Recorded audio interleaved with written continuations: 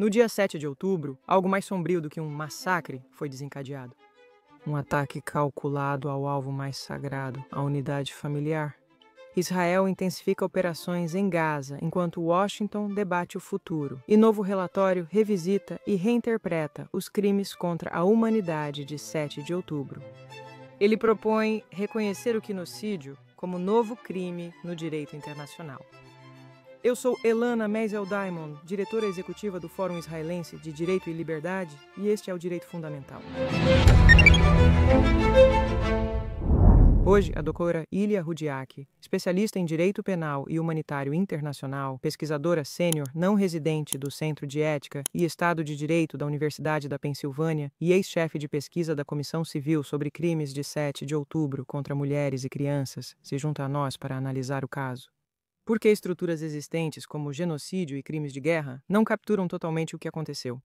Quais seriam os impactos do reconhecimento do genocídio para a justiça, responsabilização e direito internacional? Bem-vinda, doutora Rudiak. Obrigado, Elana Meisel Diamond, pela apresentação. É uma honra discutir com você esse tema tão importante do genocídio. Obrigada por estar conosco. Então, seu relatório propõe esse novo crime de direito internacional, o genocídio. O que exatamente é isso? E como seria especificamente diferente de crimes já existentes, como genocídio ou outros crimes contra a humanidade? Obrigado. Vou resolver isso agora. Quero destacar que, apesar de ter sido chefe de pesquisa na Comissão Civil, ao escrever o relatório sobre o genocídio, hoje não faço mais parte da comissão e falo aqui em caráter pessoal. Também quero mencionar que esse relatório foi realmente um esforço de equipe. Tive o privilégio de escrever junto com a doutora Kohav El-Kayam-Levi, fundadora e presidente da comissão, especialista em direito internacional, direitos humanos e teorias feministas, e com a doutora Michal Gilad, pesquisadora interdisciplinar em direito, ciências sociais e direitos das crianças. Além disso, vários membros da equipe que não são autores contribuíram muito, especialmente as advogadas Irid Ghazi, Eleanor Kroitoru e Murav Israeli Amarant. Por fim, agradeço por nossa colaboração próxima com o Centro Raoul Wallenberg, liderado pelo professor Erwin Cutler, ex-ministro da Justiça e procurador-geral do Canadá. Agora, respondendo à sua pergunta, genocídio é uma forma específica de ataque contra famílias. E o termo é uma combinação do prefixo kin, que significa família ou parente, com o sufixo sídio, que denota uma forma de destruição direcionada. A essência do genocídio é a exploração dos laços fundamentais entre membros da família de uma maneira que agrava seu dano e sofrimento, como, por exemplo, matar, ferir ou abusar de familiares na frente de outros. Agora, isso pode parecer um pouco abstrato, então vou contar brevemente as histórias de duas famílias, a família Idan e a família El Yaquim Arabá, que ilustram o que é o genocídio. Na manhã de 7 de outubro, terroristas invadiram a casa da família Idan no kibbutz Nachalaz. Enquanto a família se escondia no quarto seguro, os terroristas mataram a filha mais velha, Mayan, de 18 anos, na frente do pai Tsahi, da mãe Gali, da irmã Yael, de 11 anos, e do irmão Shahal, de 9 anos. Os sobreviventes da família foram obrigados a deixar o quarto seguro sob ameaça, enquanto os pais tentavam proteger os filhos com seus corpos. Os terroristas invadiram o Facebook da mãe e transmitiram ao vivo o sofrimento para os familiares assistirem em tempo real. O vídeo mostra a família se abraçando ao enfrentar a morte da filha e irmã, enquanto as crianças tremem e perguntam aos pais o que acontecerá com elas. Eventualmente, o pai Tsahi foi separado à força de sua família e levado como refém para Gaza. A família passou meses sem saber se ele vivia ou não. Ele foi morto em cativeiro e seu corpo devolvido a Israel no início deste ano. Quanto à família árabe Ekin, os parceiros domésticos Pitlai e Noam e seus filhos, Tomer, de 17 anos, Dafna, de 15 anos, e ela, de 8 anos, estavam escondidos quando terroristas invadiram sua casa. Durante a invasão violenta, ele disse que as crianças viram Noam ser baleado na perna e sangrar. Os terroristas mantiveram a família sob ameaça e assumiram a conta da turma no Facebook, transmitindo ao vivo o sofrimento para parentes e amigos. Os terroristas separaram Tomer, de 17 anos, da mãe e meias irmãs, sob ameaça de armas, enquanto o pai implorava para ser levado em seu lugar. Tomer foi forçado a ajudar os agressores a atrair os vizinhos para fora dos esconderijos. Os agressores tiraram o resto da família de casa e os levaram como reféns. A caminho de Gaza, a mãe foi morta e as duas meias-irmãs de Tomer foram separadas à força do pai. O pai foi morto e as duas meninas levadas sozinhas para Gaza.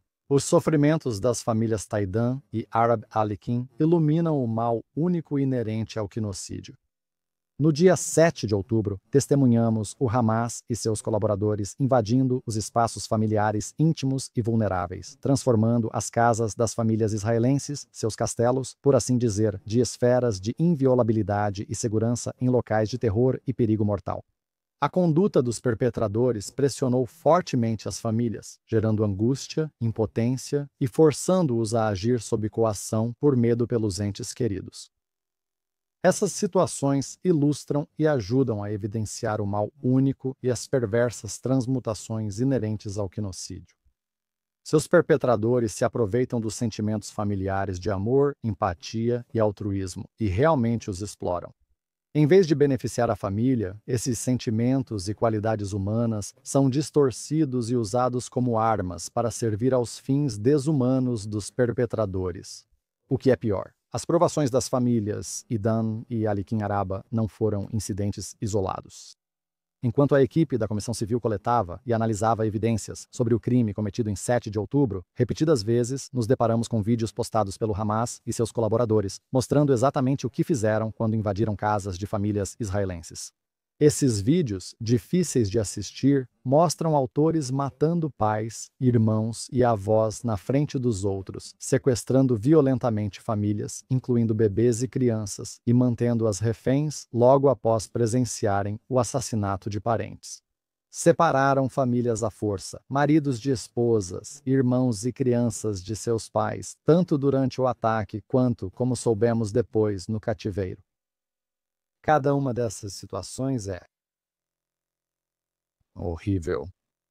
Como diz o Dr. L. K. Anlevy, se existe inferno, é assim, alguém abusando de quem você ama.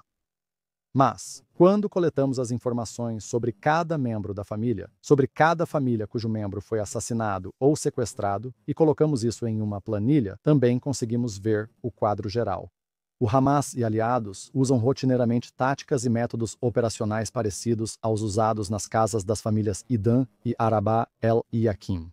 O relatório descreve 6 padrões recorrentes de abuso em 7 de outubro. Isso é obviamente extremamente difícil de falar, e em breve vamos passar para questões mais jurídicas, mas acho importante realmente estabelecer a base do que estamos discutindo. Sim, foi uma leitura muito difícil. Isso também dificulta a discussão, e agradeço aos espectadores e ouvintes por continuarem conosco. Mas você poderia fornecer alguns exemplos desses padrões e explicar como eles demonstram uma estratégia deliberada de atacar famílias? Como você mencionou, descobrimos 6 padrões distintos, sistemáticos e repetitivos de operação que ocorreram em diferentes lugares em 7 de outubro por diferentes grupos em diferentes momentos. E o fato dessa repetitividade e sistematicidade sugeriu que esses padrões eram uma estratégia deliberada que foi empregada. A atrocidade cometida contra as famílias não foi um efeito colateral do ataque geral. A família foi especificamente alvo. Agora, os padrões específicos que descobrimos são muitos atos violentos, como assassinato e ferimentos diante de familiares, eliminação de famílias inteiras, sequestro e tomada de famílias como reféns, inclusive crianças, uso de mídias digitais para transmitir abusos às famílias das vítimas e ao público, até controlando contas das vítimas, separação intencional de famílias e incêndio e vandalismo direcionados a casas. Esses padrões não são exclusivos e vários deles podem coexistir. Deles podem ser infligidos a uma única família. Por exemplo, lembre-se da família Idan, cuja filha foi assassinada diante deles, com o sofrimento transmitido ao vivo no Facebook, e cujo pai foi separado e feito refém. Outro exemplo Um exemplo de eliminação de famílias inteiras é a família Kedem Simanto, assassinada no quarto seguro de sua casa em Heróis. As vítimas foram Tamar, seu marido Jonathan Johnny, as gêmeas de 5 anos Shaquel e Marbel e o filho de 2 anos, Omer.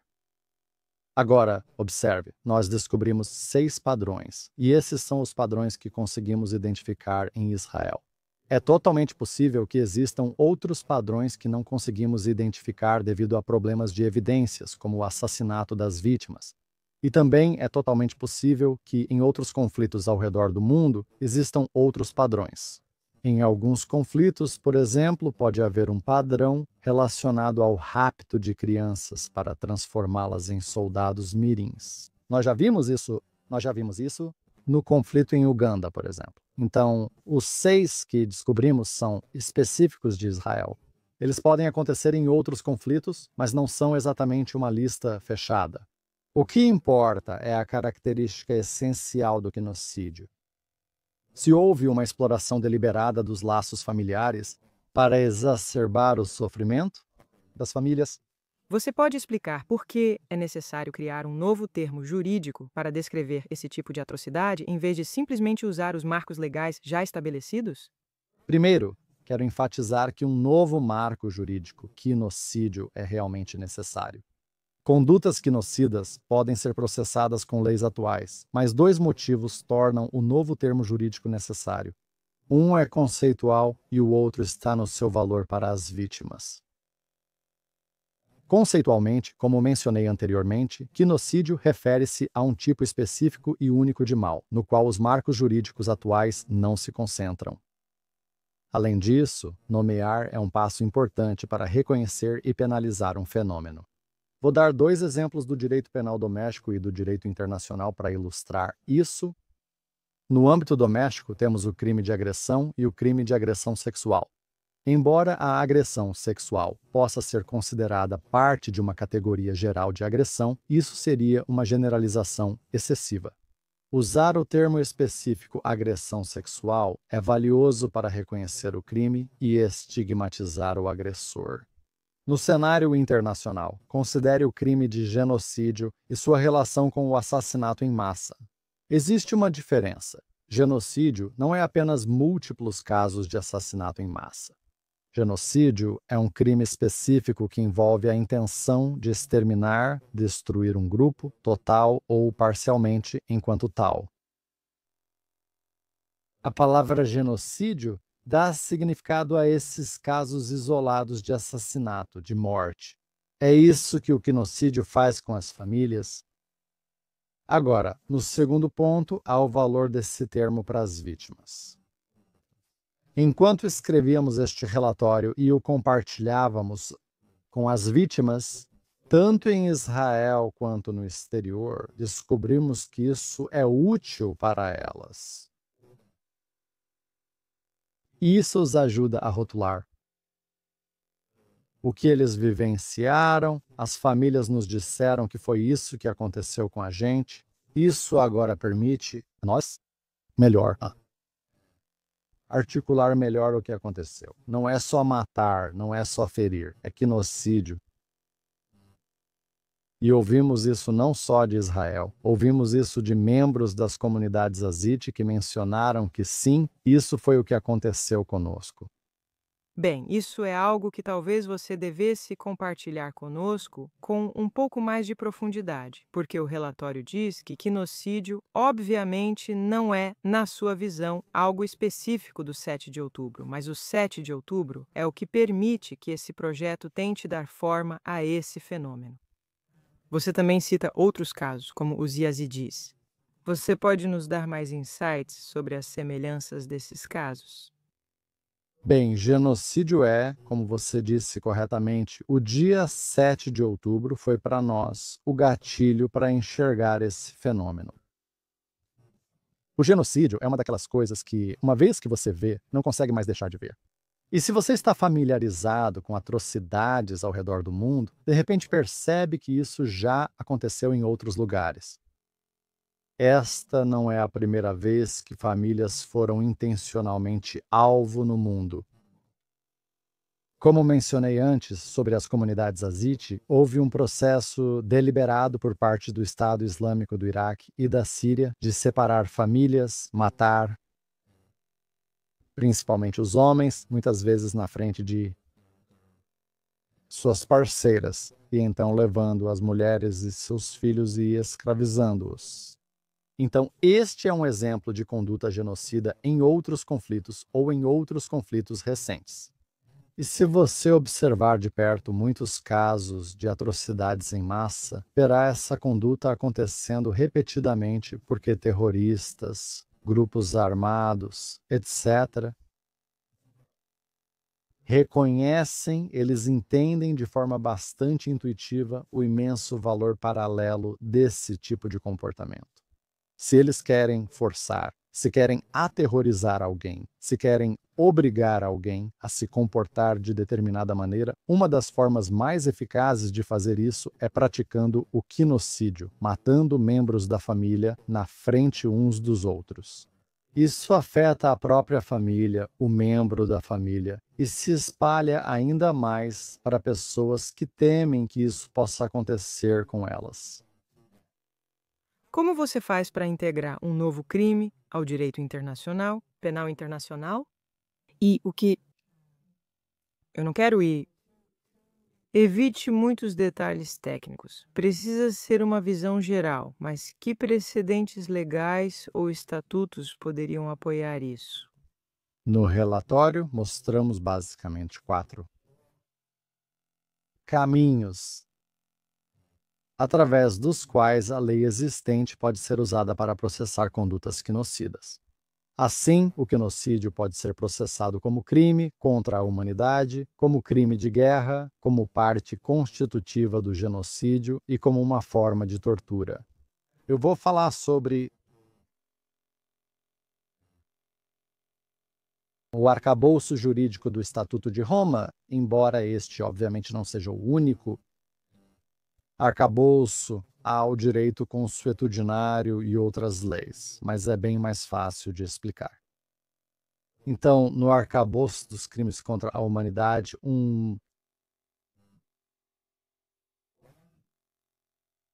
tipo de lugar óbvio para incorporar o quinocídio é a proibição residual de outros atos desumanos.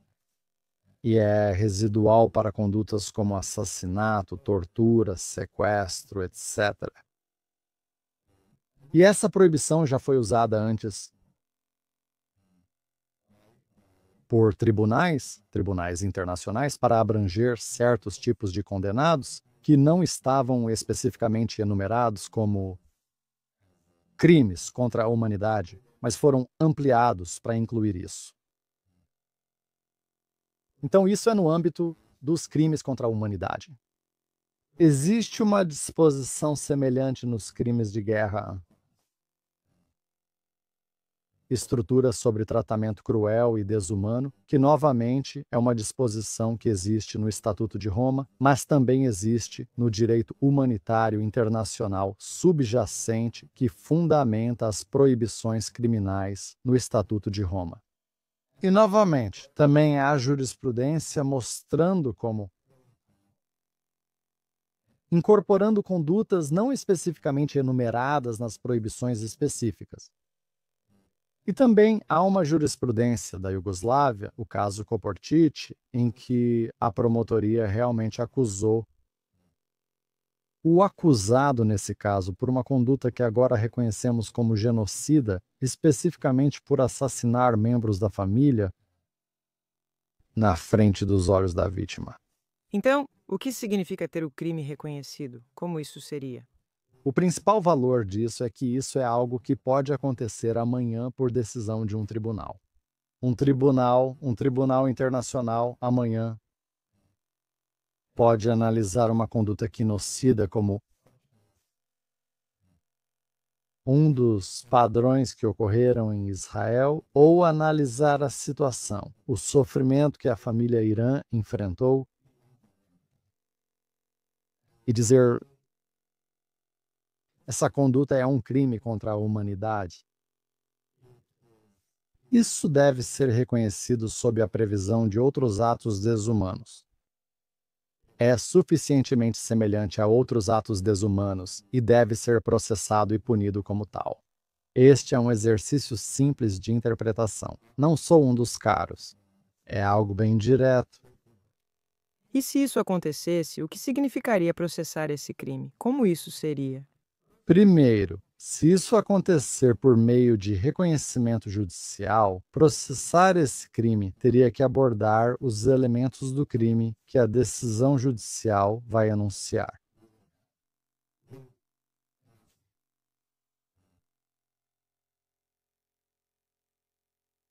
Esse é um tipo de, digamos, uma forma de processar isso de baixo para cima. Então, né, um tribunal reconhece um crime específico e depois promotores ao redor do mundo usam isso e processam de acordo.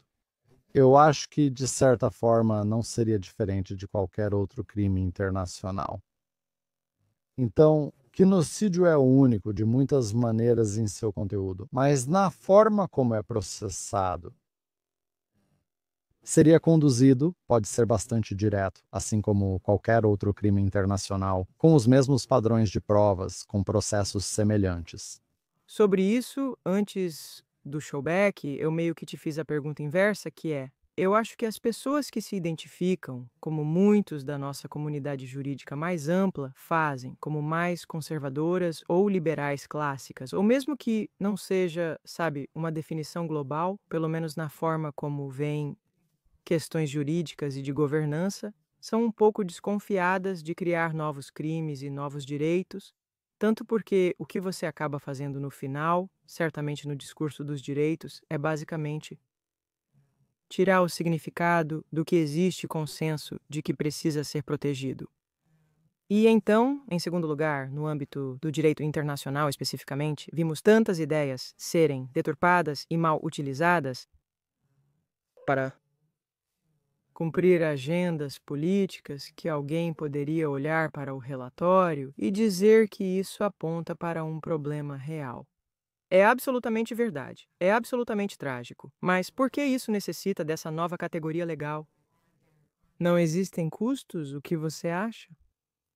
Bem, vou começar dizendo que sou muito simpático a esse ponto de vista. Essa é a minha opinião pessoal sobre o direito internacional. A proliferação de direitos não é necessariamente uma virtude e não é necessariamente um benefício, e muitas vezes implica custos. Isso precisa ser reconhecido. Faço uma ressalva especial aqui para o quinicídio. Por que é tão diferente? Porque captura algo que é bastante único. Normalmente, crimes internacionais específicos focam no indivíduo. O que foi feito a esta ou aquela pessoa? A categoria de genocídio é diferente. E, na verdade, ela analisa um grupo protegido, um grande grupo protegido. Genocídio está no mesmo contínuo muito mais próximo do indivíduo. Ele foca na unidade mais fundamental, mais básica da sociedade, a família. Não existe tal proibição no direito internacional que foque nessa unidade de análise. Então, é o mal único do genocídio e o foco único de essa conduta que exige esse novo nome.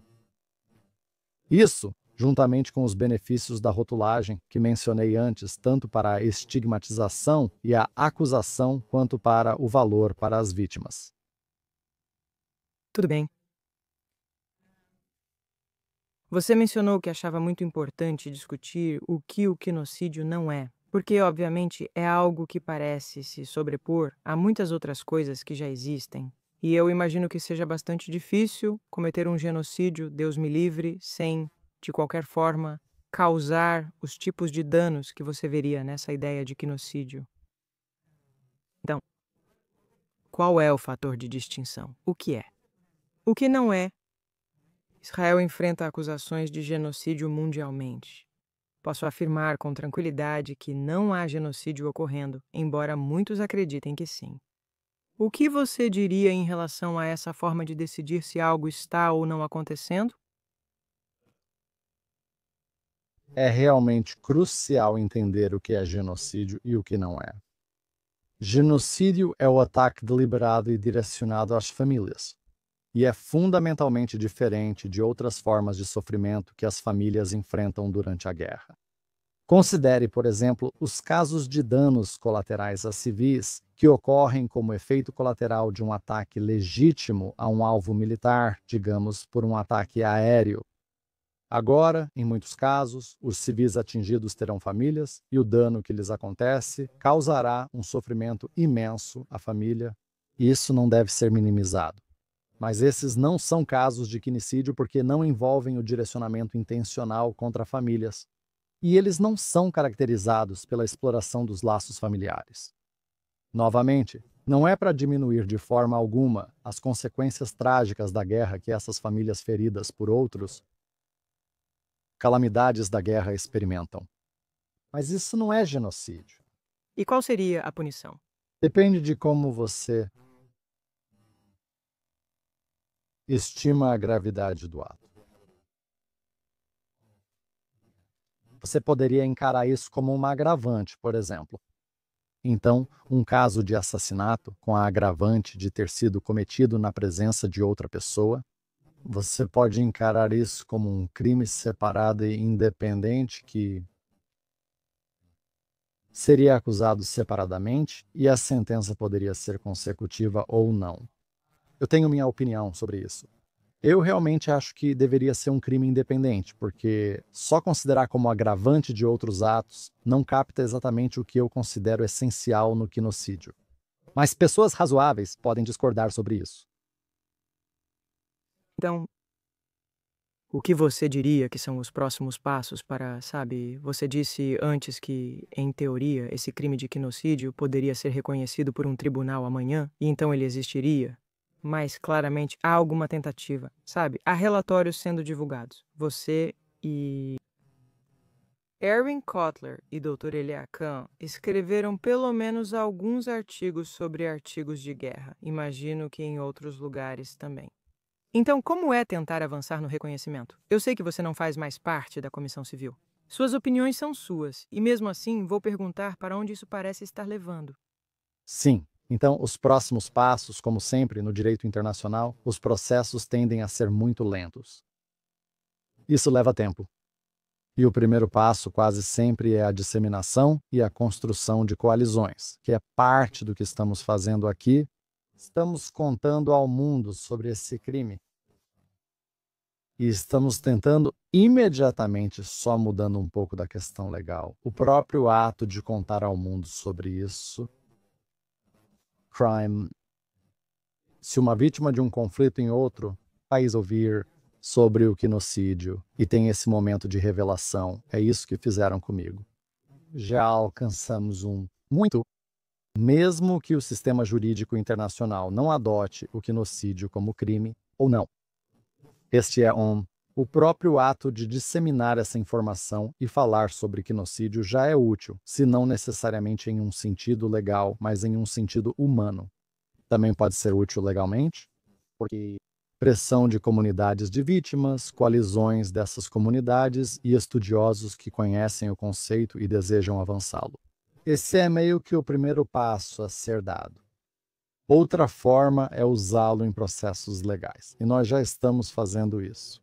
A Comissão Civil já está fazendo isso. O termo quinocídio está sendo usado em processos legais em Israel.